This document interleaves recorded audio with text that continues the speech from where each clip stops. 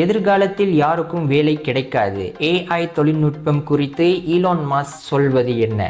Tesla நிறுவனத்தின் தலைமை நிர்வாக அதிகாரியும் ட்விட்டரின் உரிமையாளரும் உலக பணக்காரர்களில் ஒருவருமாகிய ஈலான் மாஸ்க் தற்போது உலகை ஆட்டி படைக்க தொடங்கியிருக்கும் ஏஐ எனும் செயற்கை நுண்ணறிவு குறித்த தனது அச்சத்தை வெளிப்படுத்தியுள்ளார்.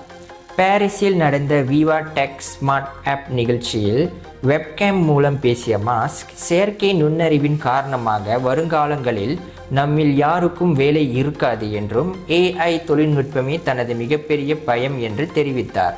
தொடர்ந்து பேசிய அவர், பொழுதுபோக்குக்காக வேண்டுமெனால் ஏதேனும் ஒரு வேலையை நாம் செய்யலாம், மற்றபடி உங்களுக்கு தேவையான பொருட்களையும் சேவைகளையும் ஏஐ தொழில்நுட்பமே ரோபோக்கள் தயாரித்து வழங்கிவிடும்.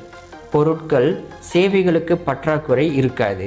கடந்த சில ஆண்டுகளாக ஏஐ தொழில்நுட்பத்தின் திறன்கள் வேகமாக முன்னேறி வருகின்றன.